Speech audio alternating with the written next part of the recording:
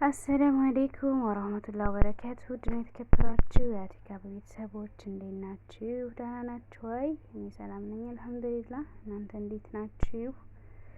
እኔ አለሁ አልሐምዱሊላህ። ዛሬ እንግዲህ በአዲስ ቪዲዮ መጥቻለሁ ማለት ነው። መጀመሪያ ላይ ስክሪን ላይ እንዳስቀመጥኩት ያያችኋቸው ሁላችሁም የምታውቋቸው፣ የምትወዷቸው፣ የምታከብሯቸው፣ የምትከታተሏቸውና የምታበረታቷቸው ዩቲዩበሮች ሰአዳና አሊ ማለት ነው።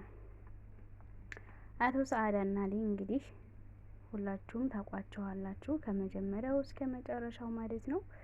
እንግዲህ ከአንድ ልጅ እስከ 3 ልጅ እስከሚወልዱ ድረስ በዩቲዩብ እያየናቸው ያደጉ ዩቲዩበሮች መካከል አንደኞቹ እነሱ ናቸው ማለት ነው። ያሳደግናቸው እኛው እየተመለከትን እያበረታታን እዚህ ደረጃ ላይ አድርሰንላቸው፣ ዛሬ ግን እነሱ የመዳም ቅመሞችን እኛን ስደተኞችን ገንዘብ መብላታቸው ተሰማ ማለት ነው። ማመን ያቃተኝ ጋይስ፣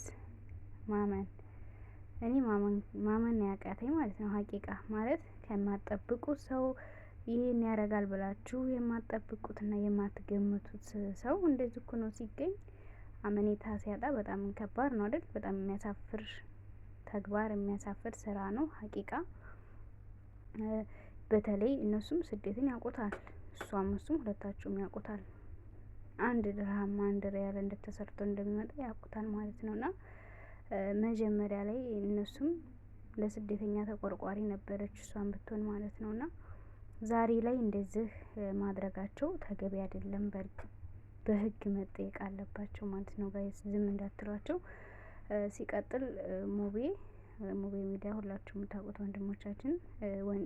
ወንድማችን ነው። ሁላችሁም ያው ቲክታክም ዩቲዩብም ላይ ታውቁት አላችሁ ማለት ነው። እነሱ በጣም ነው የምናመሰግነው ሙቤን ማለት ነው። እውነት ለመናገር እሱን አለማመስገን ንፍግና ነው ማለት ነው። ጠይብ ምክንያቱም ብዙ ጊዜ ለእህቶች መዳም ቤት ብር ሲቀሙ አረቦቹ ጋር ሲጣሉ ምናምን በብዙ ነገር እህቶችን ከበር ያደርጋል ማለት ነው። በሚችለው አቅም እያገዘ ያለ ወንድም ነው ማለት ነው።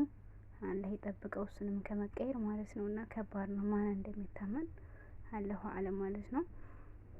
ከፈጣሪ ውጭ በእርግጥ ፍጹም የለም። ወላኪን ግን በጣም የሚያሳፍር ስራ ነው ይሄ ማለት ነው። የሚያሳፍር የነ ሰአዳና ያሊ ስራ ማለት ነው።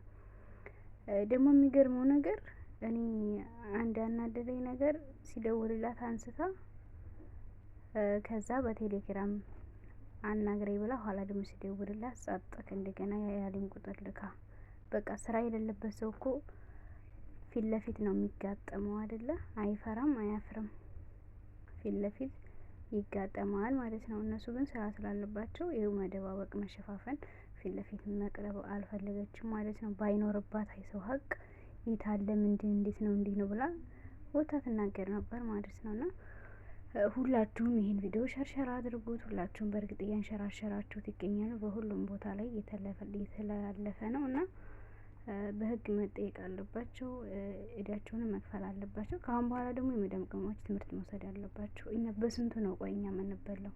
በስንቱ በባል በፍቅረኛ በጓደኛ ደግሞ አሁን በእቃ በፈርኒቸር እቃ በሶፋ በምናምን በቃ እንደዚህ ለቤት መፈረሻ ከነሱ በመጥለብ የተነሳ ደግሞ እነሱ ደግሞ ሊበሉ ተነሱ ማለት ነው። ቆይ አረብ ሀገርን ሴት ብር በቃ ምን በቃ በዛም በዚህም በቃ በላተኛው ብዛቱ ሀስቢ ያለ አሁን ያመለ ወኪል። ቆይ በስንቱ እንደው በስንቱ ነው እኛ ስንቱን ነው የምንችለው? አረ ፕሊዝ እንደው አላህን እንፍራ ሀቂቃ ማለት ነው። እኔ የሰው ልጅ በቃ ሲያገኝ ይብስበታል እንዴ? መጀመሪያ ላይ እኮ በቃ ጥሩ ነበረች እሷን ብትሆን ሀቂቃ ማለት ነው። ሰአዲ እንደዚህ የምጠብቃት ሴት አልነበረችም። አሁን ግን በጣም ነው ያፈርኩባት ማለት ነው። በጣም አሳፈራኛለች እኔ በራሴ ማለት ነው። እና በቃ ሲያገኙ ይብስባቸዋል። በቃ ሀብት ሲመጣ ሀበሻ እኮ ችግር ነው አንዳንዴ፣ ከባድ ነው። ድሀ ስንሆን መከራ፣ ሀብታም ስንሆን መከራ። በቃ ምንኛው ነው የሚሻለን? ቆይኛ አሁን በቃ ጥሩ ደረጃ ላይ ሲደርሱ ሲኖራቸው በቃ የሰው ገንዘብ ማጭበርበር ሀራም፣ በጣም ሀራም ነው። ስለዚህ አሁን የነዚህን የእህቶችን ብር መመለስ አለባቸው ባይነኝ እኔ ማለት ነው። ምክንያቱም ላባቸውን እንዴት ጠብ አድርገው እንዳገኙት እነሱ ናቸው የሚያውቁትና በጣም ያሳፍራል። የማይጠበቅ እኔ ከነሱ ይሄንን አልጠብቅም እና በጣም ነው ያሳፈሩኝ። ለዚህ ስራቸው ደግሞ የእጃቸውን ማግኘት አለባቸው። በቃ ሁላችሁም ቪዲዮ ስሩ ማለት ነው ጋይስ።